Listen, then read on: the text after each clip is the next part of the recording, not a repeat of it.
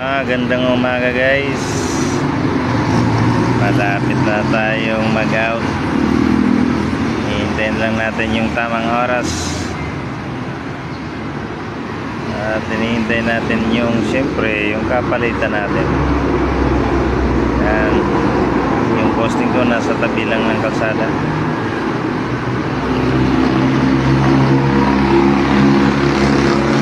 Yun o. Agad na, wala pang tulog.